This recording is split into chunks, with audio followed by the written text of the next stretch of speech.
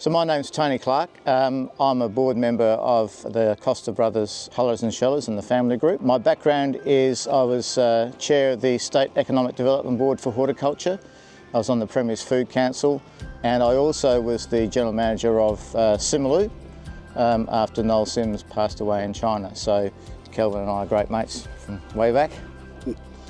So I'd like to introduce Tony Costa. Tony's one of the three brothers who owns the business. There are two generations currently in the business, Don, Costa and the boys, and Tony will talk about that later on. So a bit about today. What we're going to do is we're going to get a few cars, convoy out to the lookout point where we'll discuss what we're doing as far as the development of the farm, where we're going in the future, how we integrate native vegetation. We'll have a discussion about birds and what we're doing to fix that. Then we'll travel along to the vegetation site, which is at the back of the activated carbon plant, which we'll talk about later on. And then we'll wander through the cracking factory, so you can have a look through that. And then you can go to the shop and buy some almonds and be on your way for lunch. So if we get behind roads, just yell at me and we'll go on. Okay, so Tone, a bit about the history of the family. A bit about the history. My father started, he's probably been in it for about 60 years. With almonds and in Anglevale. I think back in those days the biggest production was about 500 tonnes of almonds. Now it's obviously significantly grown. My brothers and I came into the business and started increasing the orchards down there, so we brought it up to 200 acres of orchards, enough to try and support some of the family. This property came up, so my brothers and I had our first taste of coming into the Riverland. We bought this property and changed the ways they were operating it to the way we would operate it, and increased the old trees into more production and maximised as much as we could out of it, tried to simplify it. We then purchased a property next door where we started replanting almonds. And for us, using river water was something different to underground water or reclaimed water. And then we put the hulling and shelling plant, relocated it from Anglevale and expanded it to as much as we thought we could handle. That's now in and operating 24 hours a day, which we're finding now is not big enough. We've got to keep pushing and investing into it. And then with Tony and on the board and through discussions and things, we've now gone into looking into activated carbon with the almond shell. So at this stage here, we're still going, hopefully forward and stronger, and you have to. I suppose it's part of it, of what we've got to do. So This farm was very degraded, and a lot of the land you'll see is still degraded. So as we plan forward, we revegetate, and we have animal transport corridors to go through. So we'll stagger. We're trying to keep the blocks separate. So the old block, we're replanting that as that needs replanting. The new block, we've still got to keep going out through to here. So we've got to we've already gone through the stage where we put the pipes through the cliff on the river. So we've drilled them through.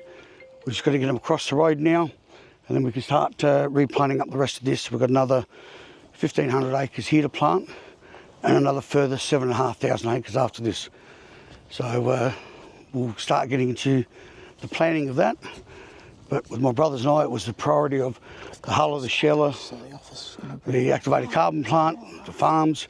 So we're trying to balance ourselves. So this is where the board came into it with us to give us a bit of structure and bring in the right people to progress further forward. I'd say we'll probably start looking at possibly next year, starting to replant and start pushing out this way. So we'll keep whatever native veg is there and utilise the spaces around it and plant up again the same as basically what we've done here.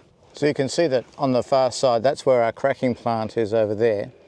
And the aim is that we will be able to support our own cracking plant. If deliveries of other people's almonds don't turn up on schedule, we'd have sufficient here to run for 2 weeks. So that's the idea. So we come as far as Griffith, and if there's floods or problems with the roads we had as of this year, we need to keep that plant running 24 hours a day, 7 days a week, and so we need to be sufficient here.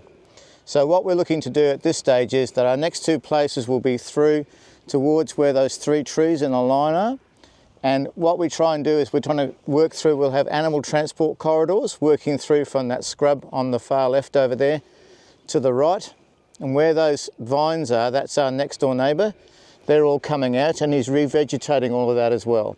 So he wants to have a natural barrier between us and him. That'll run all the way up to the horizon and then we'll work out. So right on the horizon you can see there's a bit of a blowout for some sand. That's where our final development will go. So we've got a long way to take the water from the Murray out to there. And so we'll be duplicating our pipeline to make sure that we've got enough to come through and have a repeater station somewhere along here as well. So the idea is that we're looking to quadruple our output in the next 5 years from our own farm. Incorporating into that, as we said, will be revegetation of land we can't use for production. So there'll be pockets of that. So it'll be like from here to there, there'll be a small corridor that means more animals and birds can track through. As far as birds go, we've got a major issue out here and you'll see them when we go to the plant. There's currently 12,000 corellas sitting over there on the farm eating their heads off. And so we move them from here to there by shotguns, by drones, by aeroplanes, but it's pretty ineffectual. CSIRO have come up with a new product called BirdSol, which is they will build towers around this area, solar powered, with a camera on them. The camera will identify the bird that's flying in, will process that information and will, through speakers, send out a sound of its predator. So if it's a corella, it'll identify it as a corella, and it'll select the right noise and emit that noise. And the idea is that it does it from here to here to here to here to move them off the farm. So that'll be trialled this year. It's a new thing, we're not too sure it's going to work, but we'll give it a go because birds are the major issue we have out here. As far as kangaroos and such go, we're pretty well on the money. We don't have a lot of that sort of out here. Most of the emus and kangaroos travel further out, so we're very lucky. So our plan here at this stage is where that area is depressed, you can see there's a depression coming through here. That land will be scaped as we've landscaped all these behind you by land planing. We'll land plane all these, leaving the trees as they are, and we'll work our way around. So this depressed area will become our revegetated area, and then we'll start planting out there. This vegetation then will join the one you're going to see on the other side of the farm, and that will then connect from that property all the way through there for natural pollination of bees and so on. The soil here, as you can see, is a bit loamy, but as it goes down, it's quite sandy. It gets to pure silica about 10 feet down, and then it goes to limestone. In terms of your planting, will you continue with this kind of layout in terms of your tree density and that kind of thing? Yes. So you're pretty happy with that? Yeah. Yeah. One of the biggest issues we've got now is selecting the right variety. As the market is changing in its requirements for Perel, non-Perel, in-shell is becoming a bigger thing. And of course the amount of hives we can bring in to pollinate has become a major issue now, especially with the varroa mite. And so we've been planting a lot of the independent tree, which is a self-pollinator. And that seems to be having very good results out here. We're very happy with that. You still need bees, but fewer. Yes, yes. So one of the issues you've got is, with beehives and such, you need to work out how many bees you need per hectare for the area. And we've had instances of people reporting to us now that you're buying 4 hives, but there's actually only 2 hives worth of bees in them. They're trying to stretch them out, and you only realise that once you get to your pollination stage and you've paid the bill and they've moved on. So we're very lucky with our bee people. We've had them for a very long time, and we've got a very good arrangement with them that they'll make sure they come in and out. Flying. South Australia, or are they coming from? Mostly South Australia. All South Australian, yep. Yeah, so we've always made sure that we've had biosecurity by not having to go across the border, and we support our local industries more than anything else. So we have a pattern with 4 other farms around South Australia, and they move from there to there to there back to us. So have you tried any native bee type approach as well? Not really. Scale is our problem. Scale is our problem. We've got to have enough to do the entire area. Not only that, temperature is your sections problem as well. So bees only work between a certain band, and the band is getting narrower. There's like other people now with the unions. They want to work less hours and fly less hours. They're demanding better accommodation. It's getting tough. Sorry, you had a question. Oh, yeah, just how you get on with region parrots. There was a big flock just as we took off in our cars just then. Yep. That's what we're saying with the. Very exciting, but how do you feel about it? Well, that's what we're talking about. This new bird soul process. If the bird soul process works, it will identify that parrot and find the predator noise and move it on. We've done trials with it, and it's surprisingly good. But what we're saying is, will they then just move over to there and settle? So this thing actually has towers around the entire area. They're linked by Wi-Fi, and they'll actually tell each other the birds are moving your way and identify them. So Stooping peregrine falcon noise in there. basically, whatever it is, I'm not a bird guy, but yeah. So they've got a whole bank of these things. they've got so then the decibel level starts to occur. We've got neighbours around the area, and so the CSR are coming out in 2 months' time to start doing their trials. Because it's different times of the year, we're going to have different birds, we're going to have different amounts of birds, feed will be different, and so they're starting to do a 12-month trial. They'll map out the area, put up the towers and see how it goes. And that'll be a publicly funded program, so there'll be results put out. Yeah, And you it's hope called. they don't get habituated. Yeah, because so they it's might. called bird soul. So how they do it, by not getting used to that sign, they actually change the noise, the intensity and the pitch of the sound. So they're not used to the same bird sound coming through to scare them off. So it's quite sophisticated, and it's all done based on the internet, going back to a place at, I think it is actually the Weight. Yes. It's the Weight, isn't it? Yeah. A guy called Keith Thomas, ex-footballer, he's running it in South Australia here, and it's all running from the Weight. So the server with all the noises and such is at the Weight. Sends it over the Weight. So, yeah. I was just interested about the life expectancy of an almond tree and Sure. just how many varieties there are, and like vines, like you're saying, it's changing all the time Yes. according to the markets. Yes. So, yeah, just, I don't know. The ones we're just pulling out at the moment are 45, some are 50-year-old trees. Through their life, they get up to a production, and then that basically peaks, and then they start going down. So for the money you're spending into them, water, fertiliser, labour, etc., there's a point in time where you had to choose and say, well, we're better off replanting them. Plus they've got new varieties, which are the flavour of the month that everybody, the buyers want. So you've got to try and look at those markets. They all want, everybody wants big almonds, light in colour and plenty of flavour. There'd be, how many varieties would there be? There'd be 8 main ones, I reckon. 8 main ones, but I think there's 50, 60 different varieties of almonds. You got 24? Yeah, good luck. Yeah. What we've done in the past, I mean, some of our blocks had 10 varieties. They're a pain to manage, and you end up with small pockets of certain varieties, which have not really of any value to try and sell. So we've mainly gone down to 3 varieties ourselves. So an early flower and a late flower were our pollinators, and non-pearl was our main crop. That's the name, the variety. Name, yeah. And are they self-pollinating? No, those ones weren't. We've gone to a new one which we're planting on the other side called Independence, and that is self-pollinating. It doesn't mean you won't need any bees, you'll probably need less bees. And that's It's a bit of a misnomer when it's self-pollinating. They actually still require bees to come through, but not in any scale. Yeah, so it works pretty well. But the almond industry or the almond board have their own self-pollinating varieties we're doing trials on, and we've just got to get the data out of that, see what they produce and how well they do. It's about production, it's about the flavour, the colour, the volumes that they can produce, and if the market will accept it.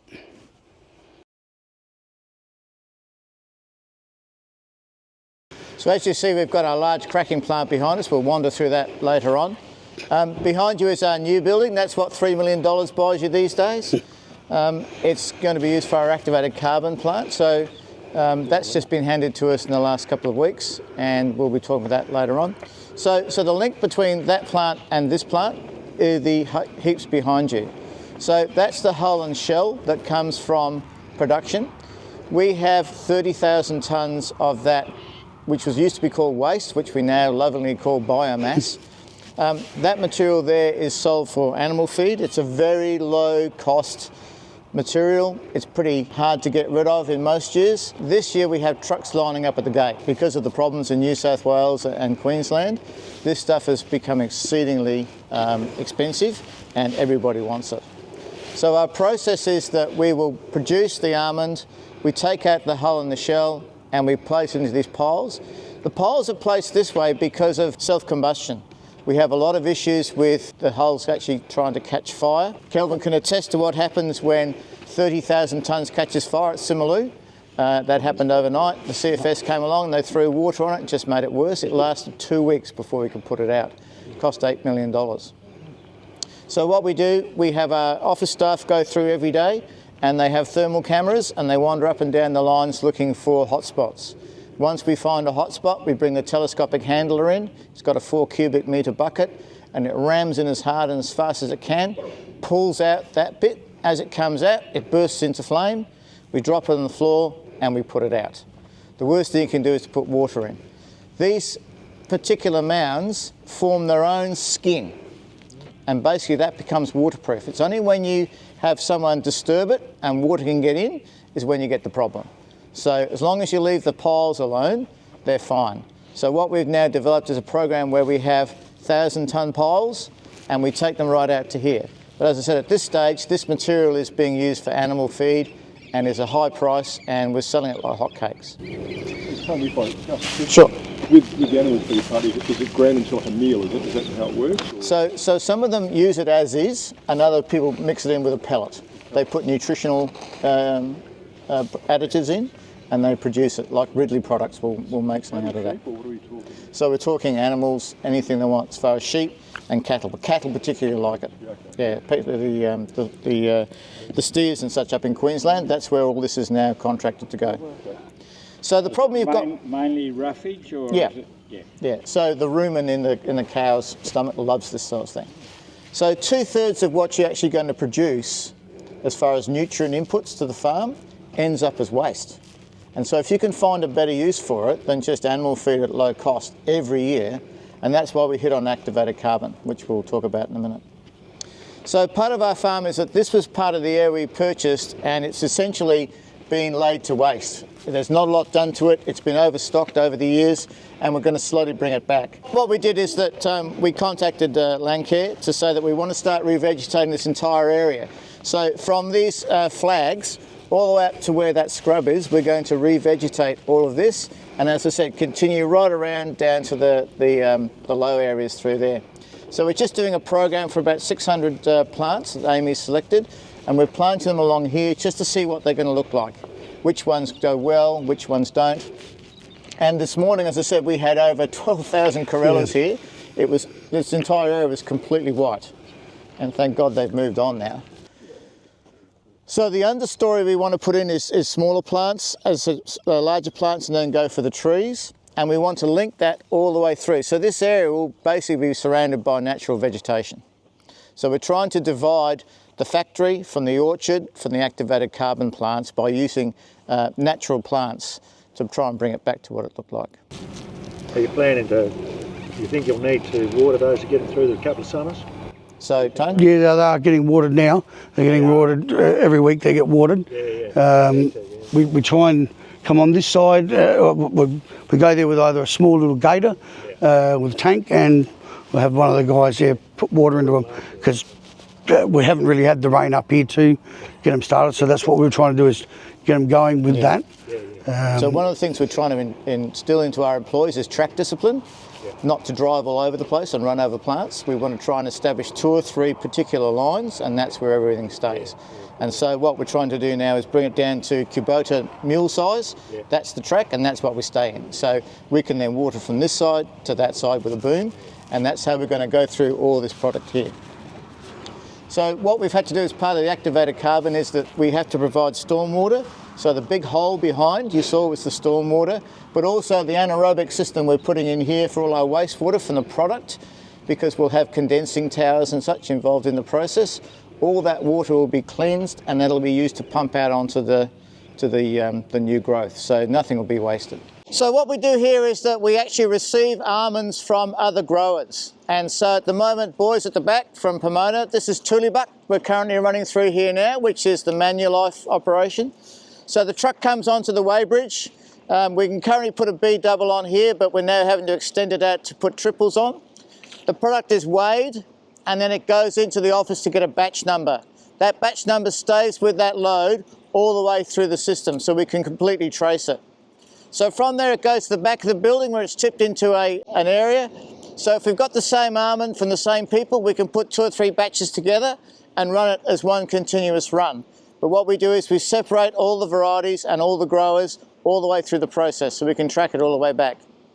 So at the back there on the big high part of the building, that's what we call our pre-clean, where we take out all the sticks, stones, car jacks, you name it, it comes in.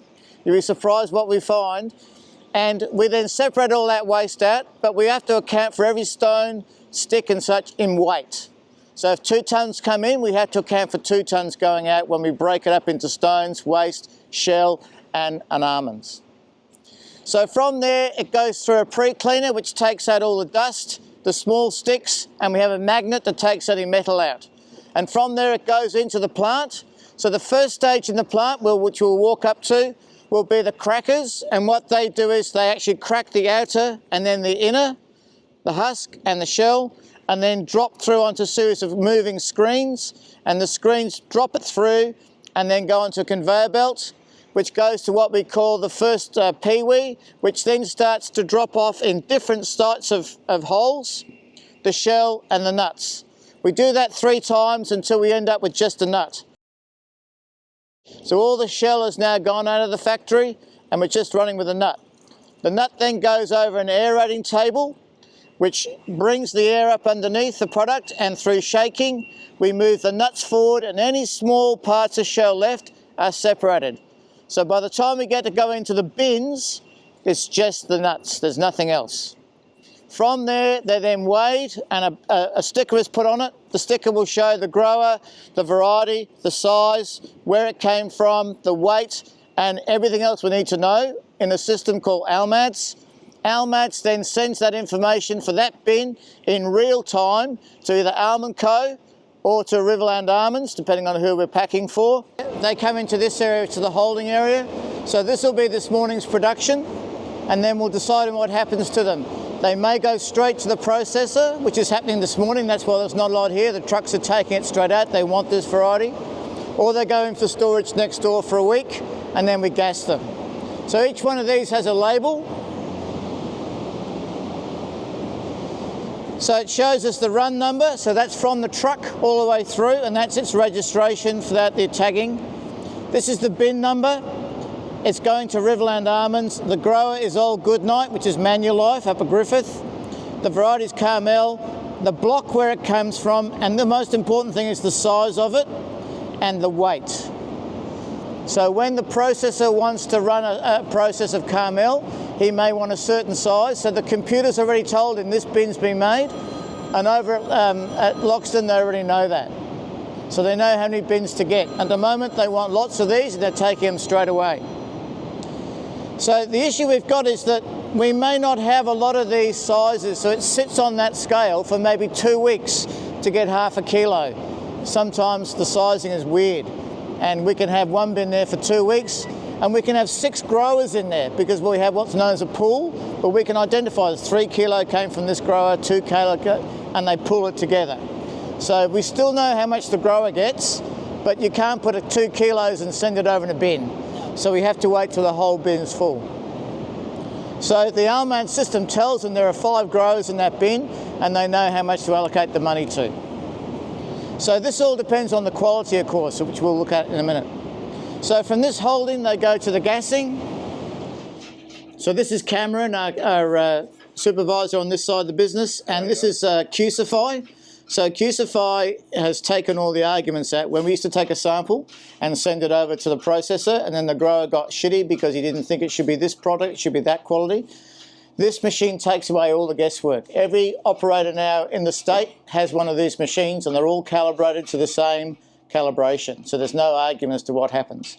So just want to go through, Cameron, what it does? Yeah, it goes through, it takes photos of every single almond that we run through, and it takes a 360-degree view of that almond. It grades it out through chip and scratch, whether it's got mould, insect damage, anything like that. Gives it a grade amongst the almond grading, so from US #1 right through to whole and broken or reject.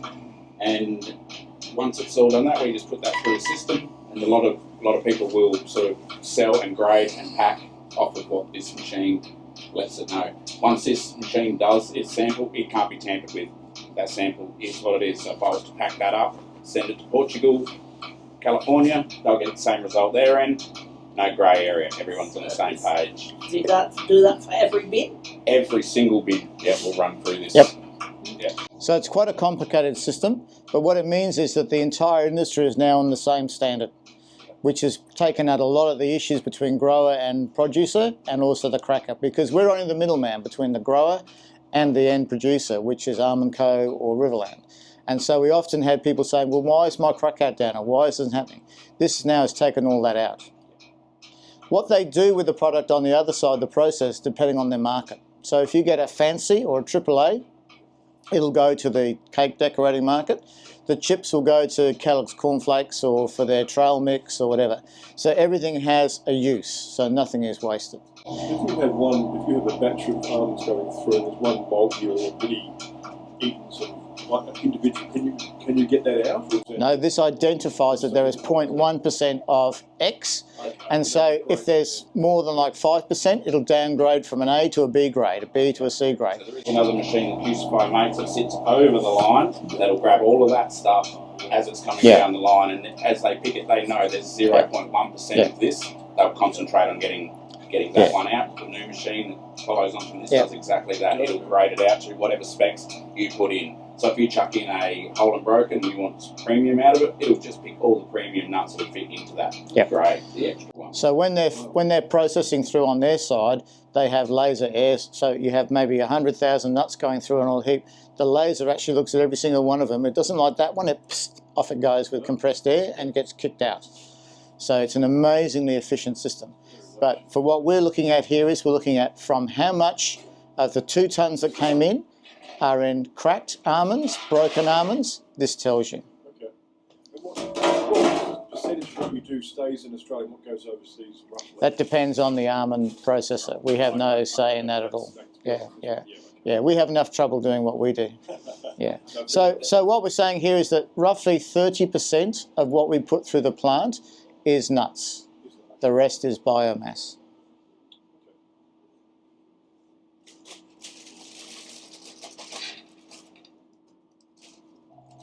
And there we go.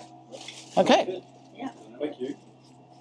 So each of the batches that we send through our plant, a sample of that bag is then now sent with the product. So when we send these bins, the test batch for that goes with it.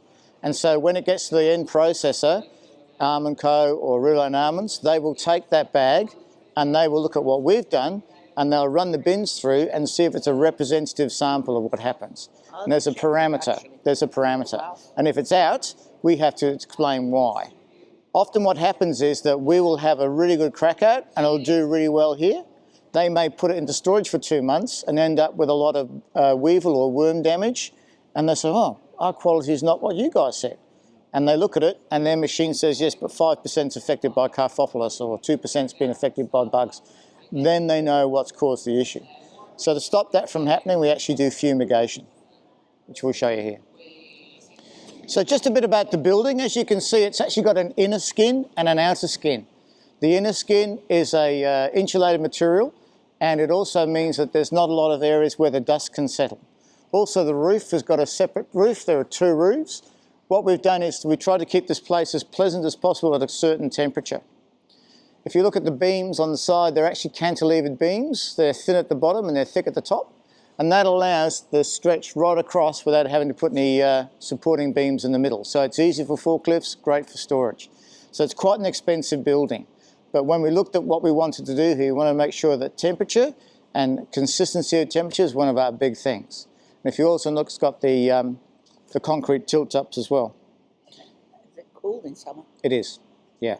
So the idea of the floor, it's very, very smooth. That's so we can pick up all the dust.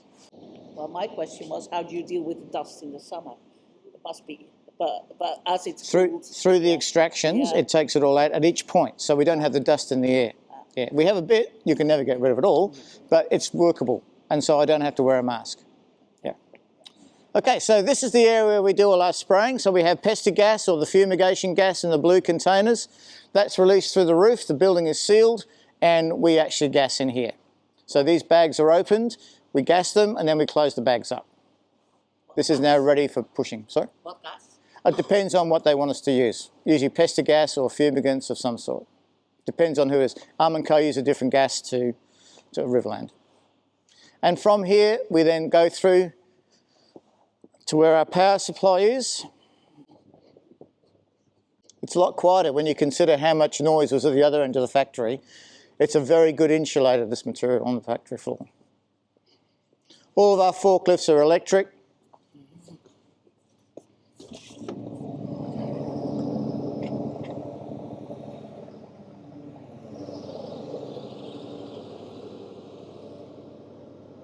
So currently the whole plant is off-grid, and so we manufacture our power through diesel generation. It's hoped within 2 years that this plant will be running completely on its own waste to power its own generation of electricity. So it'll be a massive win for the environment, and it also saves us a fortune. The container you see over there with the yellow railings, that's where the trucks come up now. They fill up with the shell. As they're going out, they want to cover them. So OH&S now, we actually have that so the driver can park his truck next to it, get up on top and walk along, because too many drivers were falling off their trucks. So we've instituted that system there. They can also just dampen it down with the dust.